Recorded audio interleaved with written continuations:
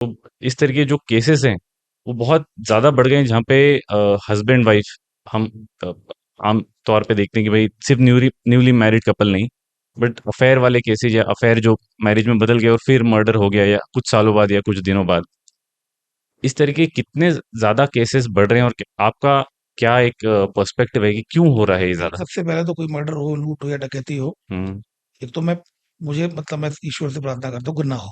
हुँ, but हो जाता है तो डेफिनेटली अपन इन्वेस्टिगेशन करते हैं। बट जो आपने बोला कि जो अभी आजकल ये काफ़ी कॉमन हो गया है हस्बैंड वाइफ हाँ, वाला। देखिए, सबसे पहले हमें ये समझना होगा कि जो पहले थे, पहले काफ़ी गैप था।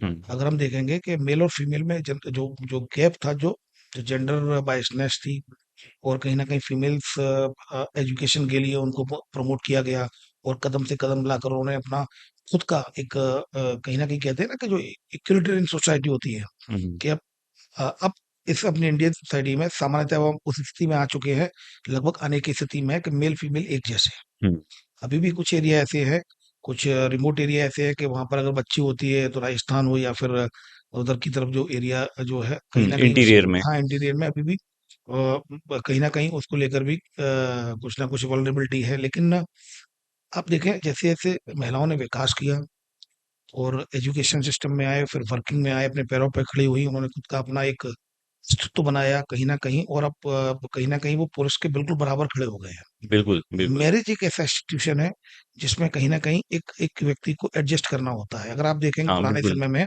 तो अपनी मम्मी बड़ी जैसी भी हो, मतलब हाँ, पापा डोमिनेंट रहते थे, तो वो सोसाइटी, और आज आप पुराने जितने भी लोग देखेंगे उन्होंने 60-60, 70-70 साल का जीवन चलाया। लेकिन अभी आप देखेंगे, क्योंकि लाइफ बहुत फास्ट हो गई है सोशल मीडिया के आने से।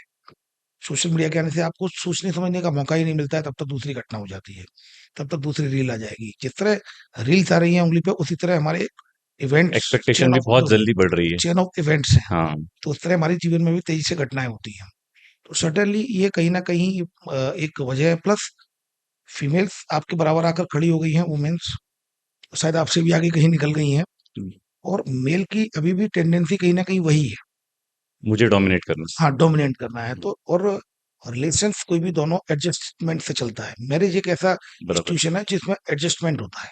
तो एडजस्ट करना पड़ेगा आपको। उनका ही सक्सेस रेट ज़्यादा है, जिन्होंने अच्छे से एडजस्ट करना सीख लिया है। ये करना ही होगा किसी भी मैरिज में, क्योंकि क्या होता है, ईगो क्लैश अगर होंगे, अगर आप दोनों ही ईगो पाल लेंगे, तो ये रिलेशंस नहीं चल सकते हैं। इसमें एडजस्ट करना होगा, कभी आपको झुकना होगा, कभी उनको झुकना होगा।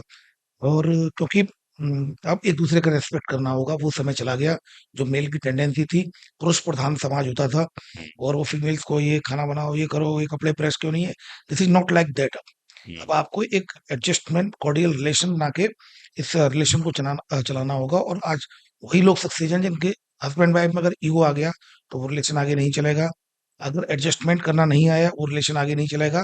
क्योंकि प्रेम कितना भी हो, लेकिन 24 घंटे आप प्रेम में नहीं रहते हो, करेक्ट। क्योंकि आपकी डे टू डे एक्टिविटीज होती है कहीं न काम-काज कहीं। रहता है आपका, सारी चीज़ें रूटीन होती सबका हैं। अलग-अलग हो गया है। जीवन केवल प्रेम ही नहीं है, प्रेम के अलावा भी आपको जीवन चलाना है, बच्चे को स्कूल छोड़ने जाना है, बिल्कुल, बच्चे को पढ़ाना है, फीस की व्यवस्था करनी है, उसका एडमिशन कराना है, और चिंताएँ हैं, प्रोफ़ेशनल टेंशन्स होती हैं, जो वर्किंग चिंताएँ होती हैं। सपोज़ टू बी, जैसे मैं फैमिली में हूँ, फैमिली के साथ अच्छा एन्जॉय कर रहा हूँ, एकदम से कुछ ऐसी घटना हो गई, जिसमें 15 दिन तक लगातार दिन-रात पता ही नहीं चल रहा है, और तो आपकी प्रायोरिटी कहीं न कहीं चेंज होती है वर्किंग पर। बेसिक आपका जो आधार रिलेशन होता है, लव प्यार होता है बिल्कुल, लेकिन उसके आगे भी चीज़ें हैं, जो आपको करनी होती हैं।